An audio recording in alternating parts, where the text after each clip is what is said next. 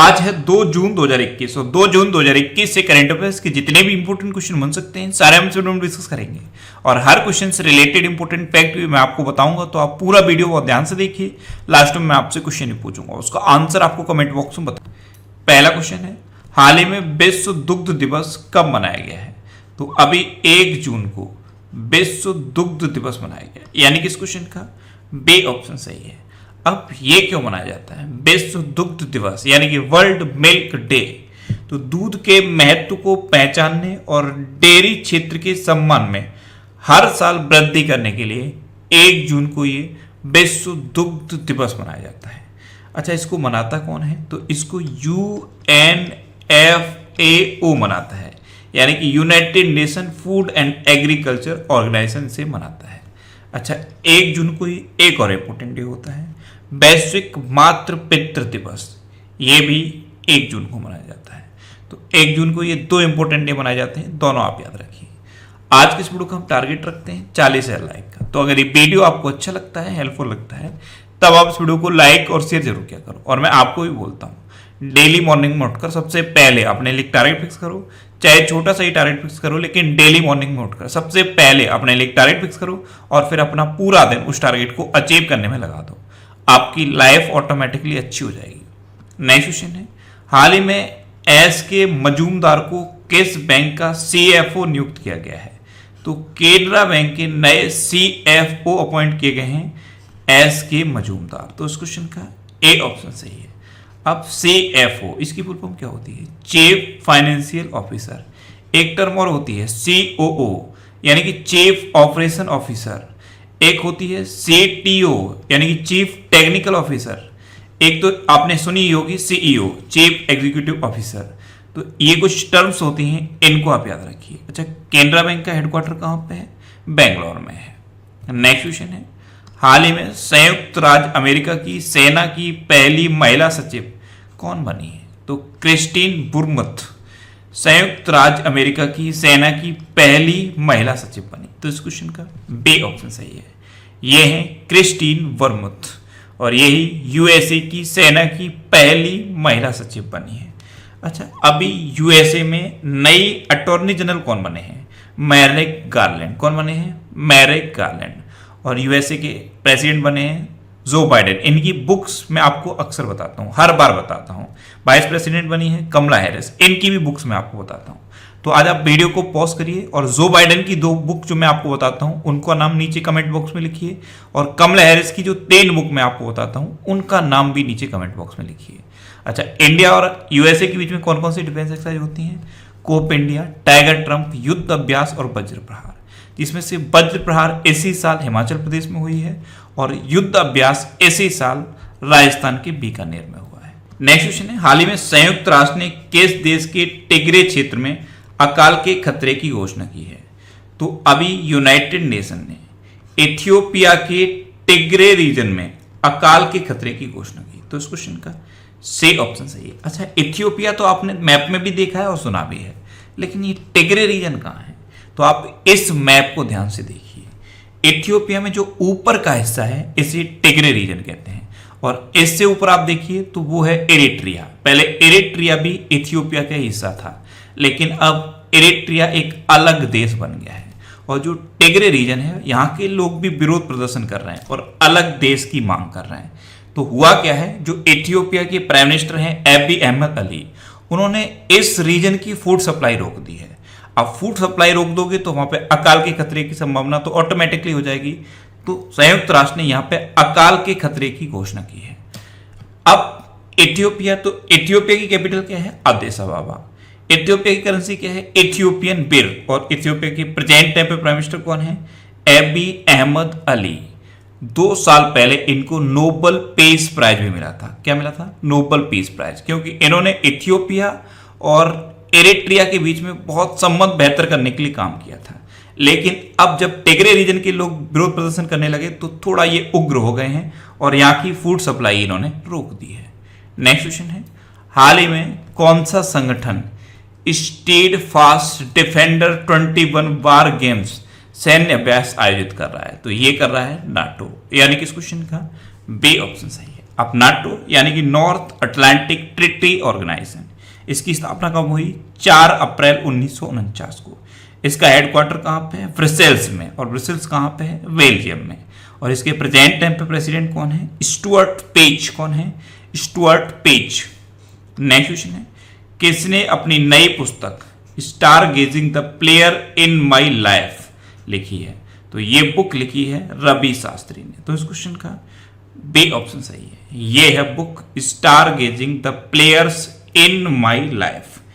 इसको रवि शास्त्री ने लिखा है। अच्छा, रवि शास्त्री क्रिकेटर हैं, ऑलराउंडर हैं, कमेंटेटर हैं और कोच भी हैं। तो इनकी इस बुक का नाम याद रखिए। नेक्स्ट क्वेश्चन है, हाल ही में ONV साहित्य पुरस्कार जीतने वाले पहले गैर मलयाली कवि कौन बने हैं? तो वेरामुत्तु। ONV साहित्य पुरस्कार जीतने वाले पहले गैर मलयाली कवि बने। तो इस क्वेश्चन का सी ऑप्शन सही है। एक्चुअल में ये जो वेरामुत्तु हैं ये तमिल कवि हैं। नेक्स्ट क्वेश्चन है, हाल ही में तंबाकू नियंत्रण में प्रयासों के लिए WHO ने किसे सम्मानित किया है? तो तंबाकू नियंत्रण में प्रयासों के लिए WHO ने डॉक्टर हर्षवर्धन सिंह को सम्मानित किया। तो इस क्वेश्चन का बी ऑप्शन सही है। हमारे स्वास्थ्य मंत्री हैं डॉक्टर हर्षवर्धन सिंह। इन्होंने ई सिगरेट को प्रतिबंधित किया और जो गर्म तंबाकू उत्पाद होते हैं उन पर भी इन्होंने प्रतिबंध लगाया था।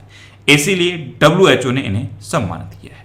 अब WHO यानी कि वर्ल्ड हेल्थ ऑर्गेनाइजेशन, इसकी स्थापना कब हुई? 7 अप्रैल 1948 को। WHO का हेडक्वार्टर कहाँ पे? जिनेवा में। और WHO के प्रेजेंट टाइम पे हेड कौन है? Tedros Adhanom Ghebreyesus.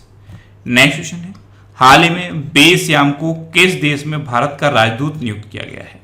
तो बेस्याम, इनको अभी आइसलैंड गणराज्य में भारत का राजदूत नियुक्त किया गया। तो इस क्वेश्चन का सी ऑप्शन सही है। अब आइसलैंड गणराज्य, तो ये है मैप में आइसलैंड। आइसलैंड की कैपिटल क्या है? रेक्जविक।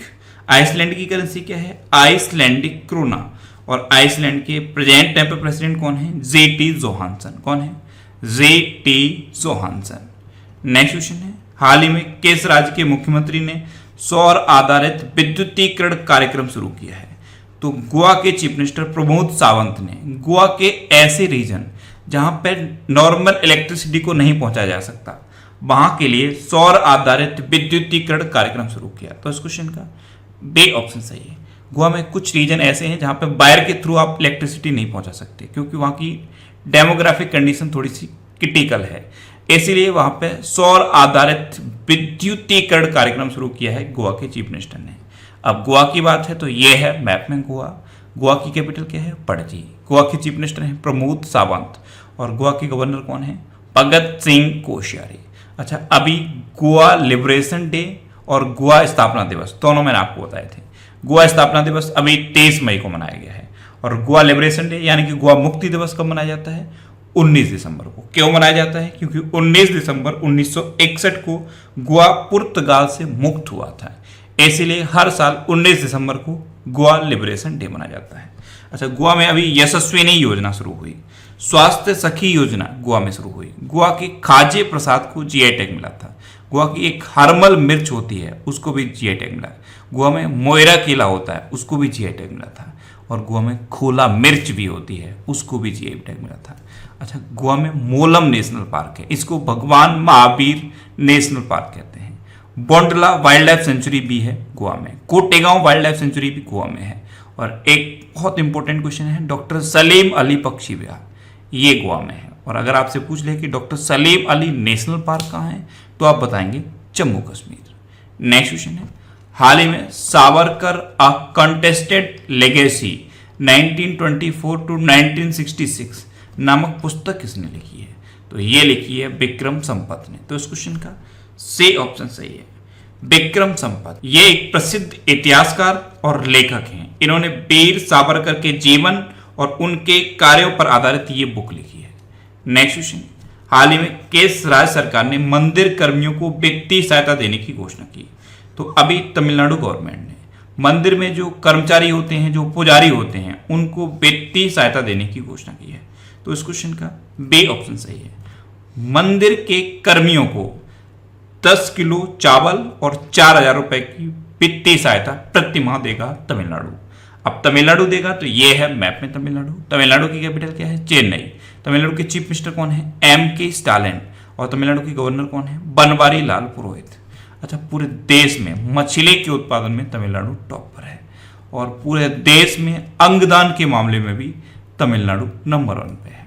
नेक्स्ट क्वेश्चन है, हाल ही में किस प्रदेश ने कोविड मृत्यु दर के लिए एक विशेष सहायता योजना शुरू की है? तो जम्मू कश्मीर ने कोविड मृत्यु दर के लिए एक विशेष सहायता योजना शुरू की। तो इस क्वेश्चन का से ऑप्शन सही है। अब ये विशेष सहायता योजना क्या है? जैसे सपोज जम्मू कश्मीर का कोई एक परिवार है, उसमें सिर्फ एक मेंबर अर्निंग करता था और इसी की कोरोना वायरस की वजह से अगर डेथ हो जाती है तो इस पर्सन की जो वाइफ या हस्बैंड होगी उसको 1,000 रुपए दिए जाएंगे। अगर हस्बैंड की डेथ होती है तो वाइफ को 1,000 रुपए और वाइफ की डेथ होती है तो हस्बैंड को 1,000 रुपए दिए जाएंगे। अब उनके जो बच्चे हैं, अगर वो बच्चे स्कूल में पढ़ते हैं तो वार्षिक 20,000 रुपए की स्कॉलरशिप दी जाएगी। अगर कोई बच्चा कॉलेज में पढ़ता है तो वार्षिक 40,000 रुपए की स्कॉलरशिप दी जाएगी। तो ये है विशेष सहायता योजना, इसको जम्मू कश्मीर ने शुरू किया है। अच्छा, जम्मू कश्मीर में डल झील है, जम्मू कश्मीर में बुलर झील है, जम्मू कश्मीर में दच्चीग्राम नेशनल पार्क है, जम्मू कश्मीर में किश्तवाड़ नेशनल पार्क भी है और जम्मू कश्मीर के लेफ्टिनेंट गवर्नर कौन है? मनोज सिन्हा।